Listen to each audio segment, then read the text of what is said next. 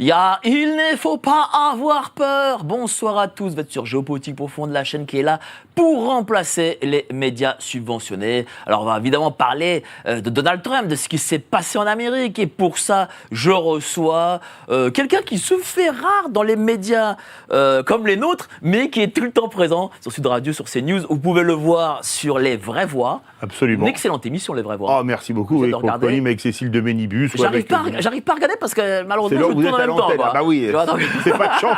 Faut regarder les replays ou écouter les podcasts. Voilà. Bon, comment ça va, cher Philippe ? Ça va très bien, très heureux d'être ici. Et surtout qu'on a quand même une actu qui est, on peut dire, diverse et variée et des deux côtés de l'Atlantique. Ça t'a surpris ce qui s'est passé avec Donald Trump ? Moi, j'étais en week-end, je l'ai appris au réveil dimanche matin. Et j'ai dit, oulala, tentative d'atteinte. Puis évidemment, je vois la vidéo et puis ces images d'une force. Trump le poing en l'air avec le drapeau américain au-dessus de lui. On a l'impression que le drapeau américain le protège, lui du dessus.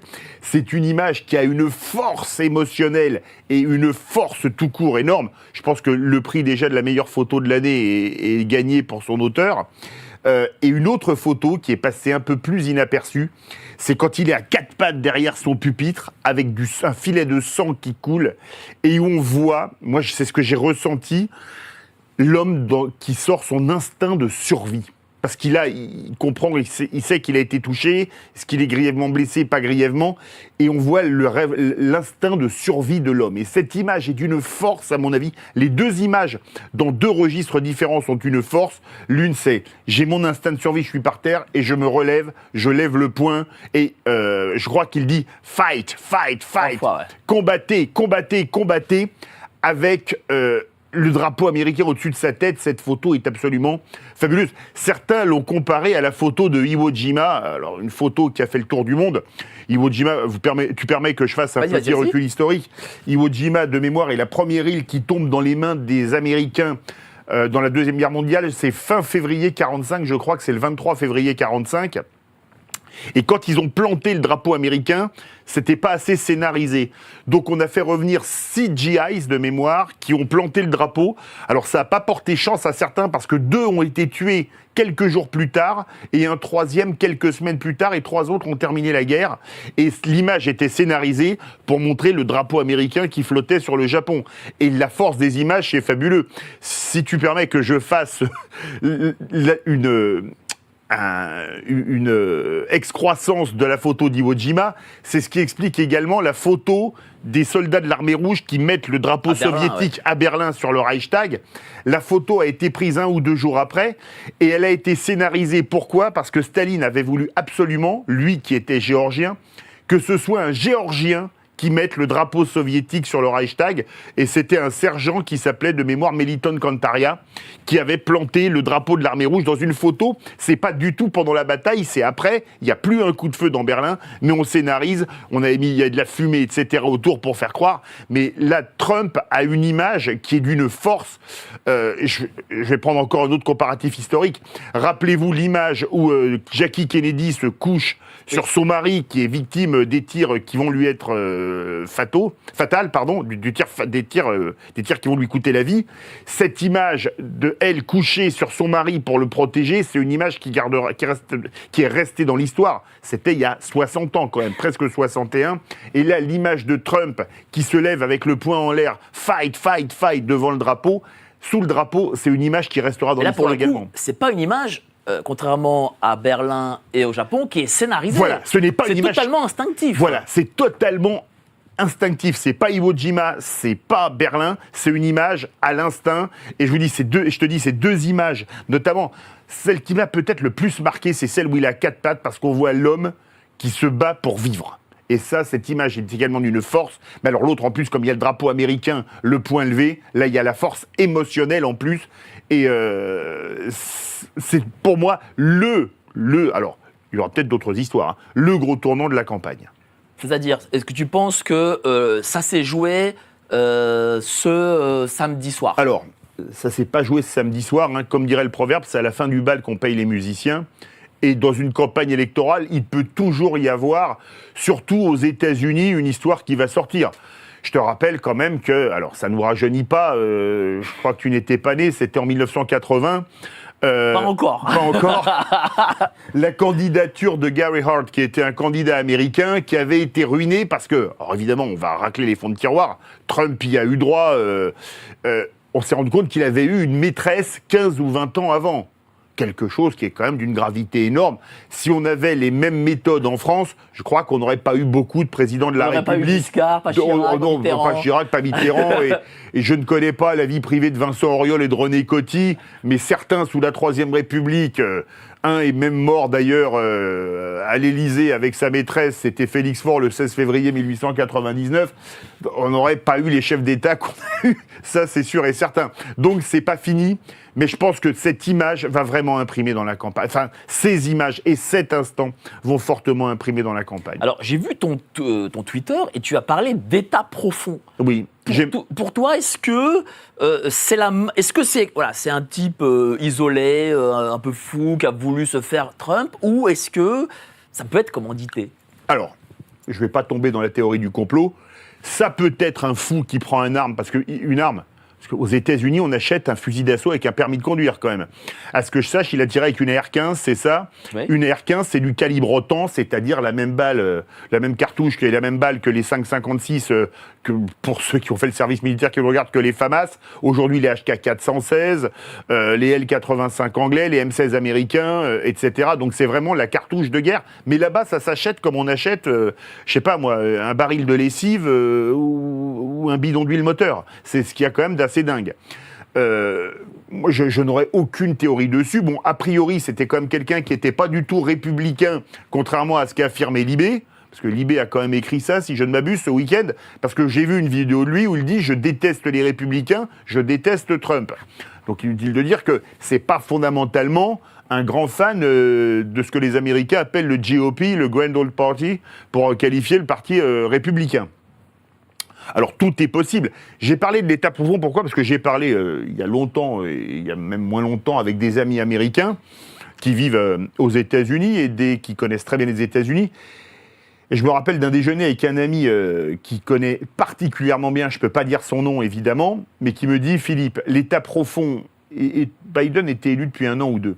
Il m'avait dit « Philippe, l'état profond déteste tellement Trump qu'ils feront tout pour qu'il ne soit pas candidat. » Je lui ai dit même une Kennedy, il me dit probablement oui, même une Kennedy. Alors je ne sais pas qui a commandité ça, s'il y a un commanditaire, si c'est un homme isolé, mais quand même la mort a frôlé, Donald Trump a frôlé la mort et la balle mortelle a frôlé Donald Trump. Je pense qu'on ne peut pas dire le contraire.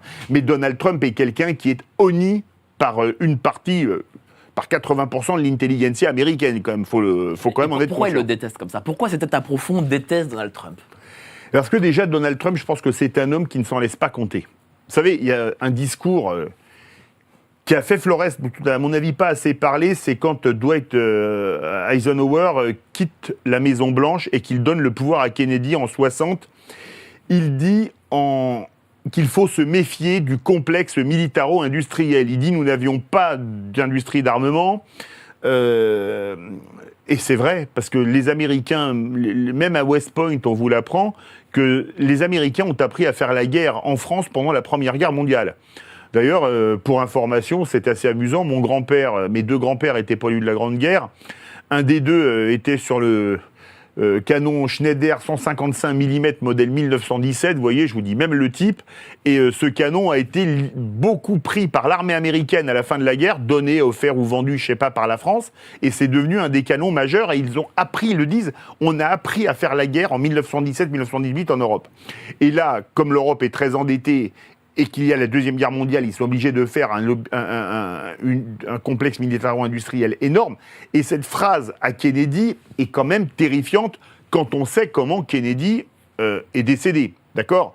Et bizarrement, il y a un proverbe aux États-Unis qui dit « Le vice-président est à un battement de cœur de la Maison-Blanche ». Là, ça n'a pas été un battement de cœur, ça a été plusieurs tirs d'armes à feu qui ont emporté Kennedy dans les circonstances qu'on connaît, le 22 novembre 1963. Et bizarrement, Lyndon Johnson était l'homme du complexe militaro-industriel qui voulait faire à fond la guerre au Vietnam. Et on a vu que Johnson a lancé massivement la guerre au Vietnam. Alors, ce qu'il y a quand même d'assez choquant, c'est qu'il y a eu une commission d'enquête qui s'appelait la commission Warren, qui a dit, je vous le résume en une phrase, circuler, il n'y a rien à voir. Alors que, je sais, moi je suis convaincu que Lee Harvey Oswald n'était pas seul. Lee Harvey Oswald qui a eu la bonne idée de mourir le lendemain ou le surlendemain de l'assassinat de Kennedy, des mains d'un type, Jack Ruby, alors qui avait des liens dans la police puisqu'il avait des barres montants, des trucs un peu louches. Il est rentré, il a pu assassiner sous les yeux des mecs du FBI, de la police, l'assassin de Kennedy, sans que personne ne l'empêche. Vous pouvez imaginer quand même qu'il y a l'assassin du président, il y a des hommes devant, des hommes derrière. Regardez bien, quand Trump sort, il y a des hommes devant, derrière, et toutes les parties de son corps sont masquées. Là, on l'a laissé l'assassiner. Et on nous dit, circuler, il n'y a rien à voir. Alors, au risque de me faire traiter de complotiste, je suis convaincu que le 22 novembre 1963, Lee Harvey Oswald n'était pas tout seul et qu'il y avait probablement des intérêts très puissants parce qu'il est prouvé qu'il n'y a pas eu qu'un seul tireur, il y en a eu même d'autres avec des tirs de face. Donc, qui était en bas. Mais on a dit, circuler, il n'y a rien à voir, la commission Warren a fait un enterrement de première classe à cette affaire. Tout en sachant que Donald Trump est un des rares présidents américains où qui n'a pas fait la guerre. Oui, c'est même le seul sur les 40 ou 50 dernières années. Cette fameuse industrie militaire... Alors, on ne va pas tomber dans le complot, elle est pas très bien, quoi, là, avec lui. Trump est quelqu'un de détesté aussi par l'intelligentsia. Regardez, Hollywood déteste Trump. Pourtant, il a tourné Donald Trump. J'ai vu des images dernièrement avec Macaulay Culkin. Oui, mais c'était pas un acteur. C'est pas un acteur, mais c'était un peu une histoire de star. Il a eu un éminent prédécesseur qui était un acteur, mais pas une grande star. C'est un acteur de seconde zone, mais qui a été un très grand président, Ronald Reagan, qui a été président de 80 à 89. Moi, j'ai même eu la chance de voir de l'intérieur la campagne. J'avais 18 ans de Reagan. Pour sa réélection face à Walter Mondale en 84, quand vous voyez la puissance des campagnes électorales américaines, moi j'avais 18 ans, mais c'est absolument hallucinant. Je ne sais plus combien ça coûtait, mais c'était incroyable. Entre les caravanes qui passent, les spots de télé, les machins, les trucs, c'est une campagne... Je vais vous faire une comparaison footballistique. La France, c'est la division d'honneur et les États-Unis, c'est la Ligue des champions en taille de campagne électorale. C'est 2 salles, 2 ambiances, quoi. C'est le Stade de France et le Stade municipal de Trifouille-les-Oies. Alors du coup, si ces grandes campagnes sont aussi financées, s'il y a autant de monde, s'il y a autant de staff, comment expliquer les ratés qu'il y a eu ce soir-là ? Comment ça pour... les ratés, alors là, déjà, je me demande comment un type peut monter sur un toit à 80 mètres, a priori, d'un candidat à la présidentielle américaine, ancien président, et que personne ne l'arrête. Bah oui. Comment l'expliquer, ça ? Ça, je sais pas. Comme j'ai pas de réponse, je sais pas. Mais là, déjà, il y a un énorme raté. Personne ne peut dire le contraire. Mais c'est surprenant que ce soit un raté. Oui, c'est surprenant que ce soit un raté. Alors, a priori, ils vont avoir ils ont une réunion, là, c'est en ce moment même, je crois, à la Maison-Blanche pour avoir une explication. Mais comment peut-on laisser un type arriver, en plus armé ? Ce serait un type qui arriverait les mains dans les poches, on lui dirait, monsieur, vous descendez, etc. Mais là, il a 80 mètres. C'est-à-dire... Et puis il n'est pas armé d'un petit pistolet. Oui, non, il a carrément un fusil d'assaut. Un fusil d'assaut. C'est absolument surréaliste. Donc il est visible. Ah oui, d'ailleurs, vous avez vu, il a tiré 2 ou 3 fois, mais le tireur d'élite qui était en face, il a vu immédiatement où il était, en une balle, il l'a mis hors d'état de nuire. C'est complètement fou qu'un type, alors que tout le monde sait que Trump a des menaces sur lui, mais comme Biden en a, inutile de vous dire qu'il n'y a pas que... au sein des États-Unis, qu'il y a des gens qui veulent la peau du président des États-Unis, demander au Hamas ou à Al-Qaïda s'ils peuvent descendre un président américain ou un candidat à la présidentielle américaine. On a vu ce qu'ils étaient capables de faire pour Al-Qaïda le 11 septembre 2001. Croyez-moi, ils ne se jetteront pas. Parce que je voyais votre générique avec Emmanuel Macron disant « Nous sommes en guerre » au moment du Covid. Là, on est vraiment en guerre avec Al-Qaïda et avec le Hamas et avec Daesh. Ça, il n'y a aucun doute là-dessus. Parce que c'est un peu comme si, je sais pas moi, je serais Faubourg Saint-Honoré et que je me mettais sur le toit de l'immeuble en face avec un fusil d'assaut, ce ne serait pas possible. Mais c'est tellement surréaliste que c'est difficilement crédible. Moi, j'attends de voir, il va y avoir... Alors, les États-Unis sont très forts pour les commissions d'enquête parlementaires. Parfois pour tout et n'importe quoi. Je me rappelle celle dont avait été victime avec une procédure d'impeachment Bill Clinton pour une affaire de gaudriole. excusez-moi, c'est quand même un peu fou de vouloir virer un président pour un motif aussi futile, alors qu'on n'a rien fait contre George W. Bush, donc Bush fils, pour avoir déclenché la guerre en Irak qui a fait des centaines de milliers de morts sur le mensonge des armes de destruction massive. Je pense qu'on est d'accord que là, c'est profondément, à mon avis, déconnant. Mais là, en plus, avec les médias qui vont se pencher dessus, et aux États-Unis, il y a un média ouvertement pro-Trump qui s'appelle Fox News, c'est un secret pour personne, je peux vous dire que l'enquête sur comment le type est monté, où a-t-il acheté son arme, évidemment, toutes ces communications par mail, téléphone portable, etc., vont être épluchées, réépluchées, etc., je pense que là, on va peut-être avoir des surprises. Est-ce qu'on saura vraiment la vérité, pour le coup? Est-ce qu'il y a intérêt à ce qu'on sache la vérité? Alors, j'ose espérer qu'on la connaîtra. Mais vous savez, un de mes rêves, entre guillemets, ce serait un jour... Il y a deux choses dont j'aimerais connaître la vérité. Vous savez lesquelles? Ah, vas-y. Oui, je vais te le dire. C'est la mort de Kennedy, qui l'a tué, qui a commandité, pourquoi. Et le deuxième, alors c'est très franco-français, c'est la mort du petit Grégory. J'aimerais savoir qui a tué ce pauvre petit gamin de 4 ans. Et dans un cas, ça fait 61 ans bientôt qu'on attend, et dans l'autre cas, ça fera 40 ans au mois d'octobre. S'il y a deux énigmes criminelles pour lesquelles j'aimerais connaître la vérité, c'est ces deux énigmes criminelles-là. Parce que on a des hypothèses, on a des supputations, on a des thèses, parfois pour faire du Chirac abracadabrantesque, mais j'aimerais vraiment savoir, dans ces deux cas de figure, deux affaires dans des registres complètement différents. L'une, c'est une affaire mondiale, l'autre, c'est un crime horrible franco-français. C'est les deux cas où j'aimerais vraiment connaître un jour la vérité. Alors, il y a un général de gendarmerie, alors je ne sais plus comment il s'appelle, je crois, général Daoust, oui, qui nous explique que eux, les gendarmes, savent qui est le criminel dans l'affaire du petit Grégory. Bah, c'est grave que ça s'appelle de la non-dénonciation de malfaiteurs. Ouais, mais bon. Enfin, il a écrit, il a écrit un livre avec Guillaume non, pas avec, avec Jacques Pradel, pardon. Oui. Et il a expliqué, voilà, que eux savent qui est. Ils veulent pas le dire. Bon. Mais pourquoi je ne sais pas. Ça s'appelle de la non-dénonciation de malfaiteurs venant d'un général de gendarmerie, c'est un peu gênant. Ouais, c'est même très gênant. C'est même très gênant. Mais oui. voilà, donc on a ces loupés. Moi, je trouve fou, voilà. Il y a des milliards derrière, il y a de la sécurité, il y a, comme Donald Trump est ancien président, donc il a en plus la sécurité... D'ancien président. Comme les anciens présidents français ont une sécurité renforcée, et ce qui est très bien, moi je suis totalement pour. Voilà. Et ça prouve quand même que des choses comme ça peuvent se passer. En fait. Oui, mais je vais vous dire une chose, rappelez-vous, ça avait défrayé la chronique... je vais appeler ça comme par son nom, l'abruti qui avait giflé Emmanuel Macron. Imaginez qu'il ait un flingue dans la poche. On avait un président qui était tué. Parce que la sécurité à 100%, ça n'existe pas. Surtout quand on fait du bain de foule, surtout quand on s'approche des gens aussi près. En revanche, là, arriver à mettre un fusil d'assaut, se mettre sur un toit à 80 mètres, alors qu'il y a l'ancien président et peut-être futur président des États-Unis, ça, je pense qu'il y a un énorme raté. Un énorme raté. C'est quoi? C'est les services? Ça, je ne peux pas répondre, je ne sais pas. On ne peut pas savoir? On ne peut pas savoir. Il va y avoir une commission d'enquête à tous les coups. Les médias américains sont déjà sur le coup.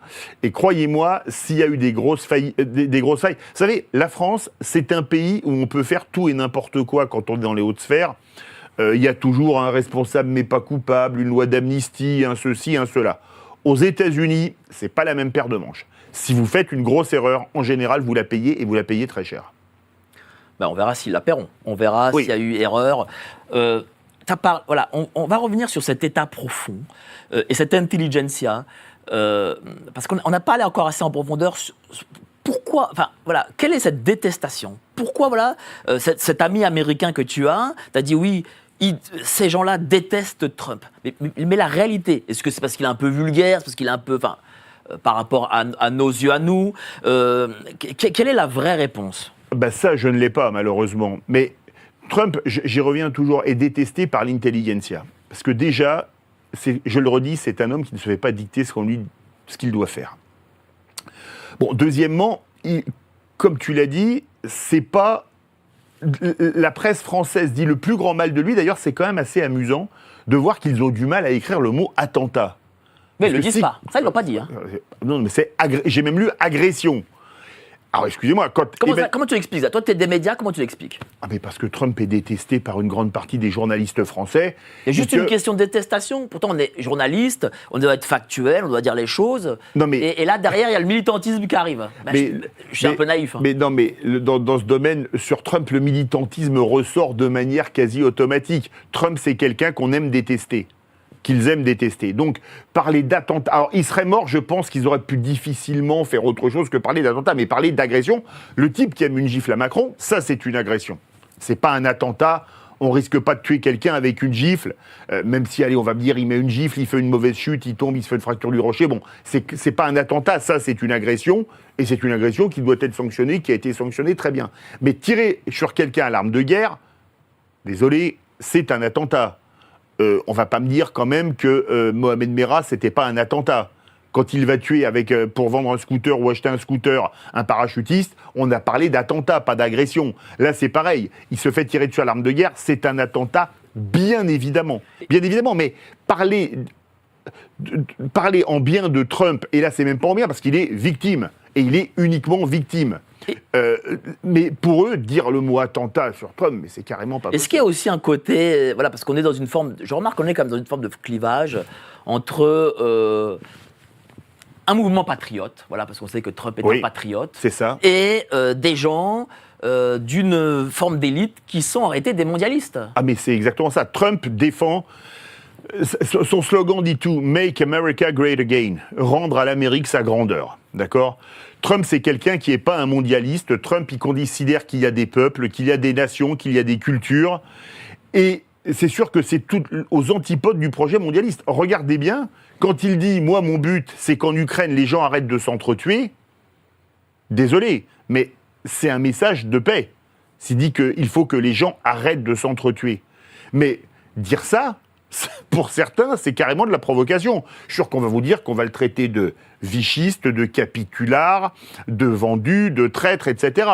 Mais il a quand même été président des États-Unis et il le sera peut-être à nouveau dans quelques mois. Mais pour une certaine doxa, entendre dire que les nations, ça existe et que les pouvoirs supranationaux, c'est pas bien, ce que dit Trump, c'est littéralement, c'est ringard, c'est dépassé, c'est souverainiste. Alors déjà, souverainiste, c'est un gros mot. Hein. Et il n'y a pas plus souverainiste que Trump. Lui, il dit, je fais ce que je veux aux États-Unis et les Américains font ce qu'ils veulent chez eux aux États-Unis. Limite fasciste. Vous êtes d'accord que dans cette intelligentsia, ce que fait Trump, c'est... D'ailleurs, c'est bizarre, on utilise assez peu le terme extrême droite pour Trump, alors qu'il serait en France, tout le monde le qualifierait d'extrême droite. Et Trump est quelqu'un qui est aux antipodes des mondialistes.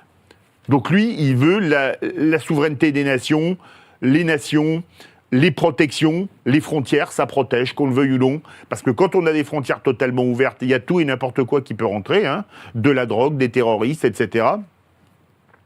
Et Trump est aux antipodes de ceux qui nous vendent le monde mondialisé. Vous savez, c'est quand même fabuleux ceux qui disent aux Français comment ils doivent voter ou comment ils doivent penser quand ils ne voyagent qu'en jet privé, qu'ils vivent à Los Angeles ou ailleurs et qui vont expliquer au bas peuple comment il faut vivre. C'est quand même assez surréaliste. Ah oui, c'est parce qu'on a cette intelligentsia, elle donne des leçons. Et d'ailleurs, tiens, ils ont ressorti les vidéos de Madame Florence Foresti, qui disait, voilà, moi j'aimerais, il y a 5-6 ans, elle avait dit, moi j'aimerais que Donald Trump se fasse assassiner. Elle avait dit ça dans Thé ou Café, l'émission de France Télé. Laurent Ruquier a dit aussi la même chose sur France Télé. On sent quand même un service public militant, pour le coup. Oui. Faut pas dire plus. C'est un euphémisme. Mais surtout, désolé. Alors, Florence Foresti, elle pourra jouer sur l'humour, Ruquier aussi, mais dans les deux cas, on est à la limite de l'appel au meurtre. Je vous laisse imaginer si quelqu'un disait moi, je souhaite que... parce que, désolé, mais Trump, il a été démocratiquement élu en 2016. Alors, c'est sûr qu'il avait moins de voix que... Hillary Clinton. Mais c'est le système américain. C'est le système américain. George W. Bush, en 2000, avait moins de voix que Al Gore. Mais pourtant, il a été élu. C'est le système américain, le principe des grands électeurs, avec la formule reprise par une chanson d'ABBA, The Winner Takes It All, c'est-à-dire que vous gagnez une voix dans un État, vous avez 100% des grands électeurs.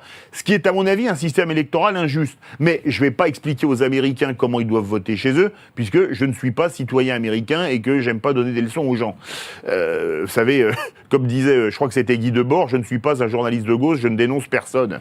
Et c'était une formule qui serait encore d'actualité aujourd'hui. Et c'est sûr qu'il a été élu en étant minoritaire, mais il a été élu démocratiquement. Il était un chef d'État démocratique. Est-ce qu'il a déclaré des guerres? Non. Est-ce qu'il a violé le droit dans son pays? Alors on dirait il y a le Capitole, oui. Ça, c'est sûr que le Capitole a été une tâche. Mais est-ce que Trump était si impliqué que ça dans le Capitole, ou est-ce que c'est un mouvement de foule? Vraie question. Évidemment, ce qui s'est passé au Capitole est totalement condamnable. Totalement condamnable, puisque Biden avait gagné les élections. Mais Trump n'avait pas de raison qu'on appelle à le tuer, alors qu'il était un chef d'État d'un pays démocratique. Et, faut-il le rappeler quand même, un pays ami de la France, on a eu l'occasion de s'en souvenir il y a 1 mois et demi, quand on a commémoré le débarquement de Normandie. Qu'est-ce que ça changerait, une victoire de Trump? Pardon? Qu'est-ce que changerait une victoire de Trump par rapport à Biden? Une victoire de Trump, ça changera, à mon avis, pas mal de choses. Alors déjà, Biden, je vois mal comment il peut rester candidat. Vous avez vu quand même que le même soir, il arrive à confondre sa vice-présidente, Kamala Harris, et Donald Trump, et mieux, surtout qu'on ne peut pas dire que les relations entre la Russie et l'Ukraine soient les plus cordiales en ce moment, il en arrive, mais c'en est drôle, à confondre Volodymyr Zelensky et Vladimir Poutine. Désolé, cet homme, et ça me fait de la peine, vous savez, moi j'ai perdu ma mère d'Alzheimer, je sais à quel point cette maladie est terrible, et très, très dure à vivre. Malheureusement, Joe Biden, c'est pas injurieux de dire ça, n'a plus les capacités intellectuelles de diriger. Mais quand on parle d'État profond et qu'on vous traite de complotiste, sachant que Joe Biden n'est pas capable de diriger, son état mental le prouve. Qui dirige les États-Unis? Peut-être l'État profond. Justement, moi, je n'ai pas la réponse. Je ne sais pas qui dirige les États-Unis, mais j'ai une certitude absolue, c'est que Joe Biden, vu son état mental, est absolument incapable de diriger les États-Unis. Mais quelqu'un donc dirige les États-Unis. Certains parlent de Obama. Bon, ça, je ne sais pas. Théoriquement, il est retiré des voitures, comme on dit un peu, de manière un peu triviale. J'ai pas l'impression. C'est peut-être pas évident, c'est peut-être pas si évident que ça, mais il n'est pas capable de diriger les États-Unis aujourd'hui. Et très franchement, il y a la convention démocrate le mois prochain aux États-Unis, à Chicago. Si jamais il garde comment il s'appelle, de Joe Biden comme candidat, mais c'est une catastrophe parce que ces meetings vont être un naufrage et les débats face à Trump vont être des naufrages. Donc, ce serait suicidaire pour le Parti démocrate de le prendre. Est-ce qu'en France, notre intérêt en France, c'est que Trump gagne? Trump a parlé de fin de la guerre entre l'Ukraine et la Russie. Voilà, est-ce que c'est notre intérêt à nous d'avoir ce président? Est-ce qu'il a eu une politique anti-française, Trump? Il y a eu quelques... Bon, après, c'est Macron aussi qui a peut-être été un peu... Oui, mais Trump n'est pas un anti-français, n'est pas anti-français. Vous savez, Kennedy, que la France entière encense, mais il était démocrate contrairement à Trump, avait dit, on était en pleine période de décolonisation, qu'il fallait mener une politique globale contre la France. Ce qui lui vaut d'avoir des avenues et des boulevards en France. Kennedy n'était pas fondamentalement un ami de la France. Sa femme, oui. Lui, non. D'ailleurs, la CIA subventionnait à l'époque le FLN pour la guerre d'Algérie, comme le KGB le faisait. Les uns pour nous virer d'Afrique, les autres pour nous virer d'Afrique également, et pour mettre leur compagnie pétrolière à notre place. Donc, c'est pas plus compliqué que ça, vous voyez. Trump, il changerait pas grand-chose à mon avis sur la France. Par contre, lui, il veut la paix en Ukraine. Alors, la paix, sous quelles conditions ? Ça, c'est la vraie question. Parce qu'une paix qui est mal ficelée, je vais vous prendre un exemple, traité de Versailles 1918, 1919, pardon, qui conclut la guerre de 14-18, c'est le 28 juin 19, le traité de Versailles, c'est une paix qui écrit la Deuxième Guerre mondiale. Donc, quelle paix? Mais s'il est pour la paix, comme il le dit, c'est mieux quand les gens arrêtent de se tirer dessus. Ça c'est sûr. Mais vous savez, je te rappelle une chose. Qui a fait la guerre au maximum au Vietnam? C'est les démocrates, Johnson. Qui a arrêté la guerre? Un républicain, Nixon. C'est vrai. Faut le rappeler. C'est vrai. Et c'est un républicain, et pas un républicain de gauche, un républicain de droite, on peut le dire franchement, Richard Nixon, qui a arrêté la guerre au Vietnam. Mais c'est pareil en France, c'est souvent les socialistes qui aiment bien. Qui a envoyé le contingent en Algérie? Guy Mollet, président du Conseil socialiste, 1956. Et qui a collaboré qui a arrêté la gauche. Oui, au départ, Doriot, Déa notamment, etc. Et Laval, tu vois ce que je veux dire. Et qui a envoyé également qui a commencé la guerre en Indochine. C'est un gouvernement de gauche également. Mais la gauche a ça de... Par contre, c'est la gauche qui a arrêté la guerre en Indochine avec Mendès France. Et c'est la droite qui l'a... valait mieux vu l'état. C'est une évidence. Et qui l'a arrêté en Algérie, c'est De Gaulle. Donc c'est la droite, mais quand même avec l'abandon des pieds noirs et des harkis. Et ça, c'était franchement pas bien. C'est vrai. Mais c'est drôle parce que la gauche fait ce qu'elle fait et elle arrive toujours à retourner la situation dans l'opinion publique. Oui. Et en fin de compte, elle s'absout de tout. C'est pas comment elle fait. Parce qu'elle a une capacité extraordinaire à réécrire l'histoire. Je vais prendre un exemple. Lionel Jospin qui dit à la tribune à l'Assemblée nationale, la gauche était contre la colonisation. La gauche était pour la décolonisation, la droite était colonialiste. Qui parle du devoir de coloniser les civilisations inférieures Jules Ferry. À la Chambre des députés. Jules Ferry, ministre de gauche, mais qui a fait des très bonnes choses, notamment l'école laïque et gratuite pour tous les enfants, garçons et filles de notre pays. D'accord ? Mais c'est Jules Ferry. Qui est à fond contre la colonisation ? Paul Déroulède, le président de la Ligue des Patriotes, alors lui qui disait une chose, fallait mettre tout l'argent dans le militaire pour prendre la revanche sur l'Allemagne. Et qui répond à Jules Ferry, qui lui dit « il faut aller civiliser les races inférieures », je cite quand même ce que disait Jules Ferry, il dit, en parlant de l'Alsace-Lorraine, « j'ai perdu 2 sœurs et vous m'offrez 20 domestiques ». Vous voyez la réponse de la droite, une réponse très méprisante, soit, mais qui disait « moi, coloniser l'Afrique, l'Indochine, etc., je m'en fous royalement, ce que je veux, c'est récupérer l'Alsace-Lorraine ». Qui appelait à la colonisation, c'est la gauche. La collaboration, même chose. Je rappelle quand même que Maurice Thorez a déserté dès septembre 1939 suite au pacte germano-soviétique et que le Parti communiste a résisté à partir du 22 juin 1941 et l'opération Barbarossa, Thorez ayant déserté, je le rappelle, depuis Belle-Lurette. Mais après, on a inversé l'histoire. Pourtant, les partis de l'ultra-collaboration, c'était Doriot, ancien maire communiste de Saint-Denis, Déa, ancien socialiste, et le président du Conseil, c'était un certain Pierre Laval, qui était un radical socialiste. Mais on réécrit l'histoire. Et comme ça, Jospin pouvait dire, la droite était collaborationniste, la gauche était résistante. Le problème, c'est que le général de Gaulle, c'était pas franchement un homme de gauche, c'était un homme de la droite catholique conservatrice. Et, alors là, je vais rentrer dans le blasphème, 2 jours avant le 18 juin 1940, il y a un homme qui, dans l'édito du journal de son parti, qui s'appelait Le Petit Journal, qui était le Parti social français, écrit « Résistance », et il s'appelait le colonel Delarocque, le président des Croix de Feu. Ouais. Mais ça c'est bien de le rappeler, parce que souvent les gens ne le savent pas, et la gauche arrive à s'absoudre de tout. D'ailleurs, la colonisation de la Troisième République est une colonisation de gauche qui est surtout Absolument. Une colonisation de ce qu'il appelle de civilisation. Mais c'est ce qu'il disait, au contraire de ce que la monarchie avait fait. Absolument. Et d'ailleurs, sache que toutes les colonies de la République ont pris leur indépendance, alors que les colonies de la monarchie sont restées françaises. Dont les dom-toms. Oui, dont les dom-toms. Sauf le Canada qu'on a perdu. Sauf le Canada, bon, mais ça, c'est pas... je déjeunais ce midi avec des amis canadiens, là, il faut éviter s'ils me regardent, là, ils vont m'en vouloir, parce que ça, on nous appelle encore les maudits français avec l'accent. Mais bon, ça c'est une défaite militaire. Ça, oui, c'est vrai. C'est pas une indépendance, quoi.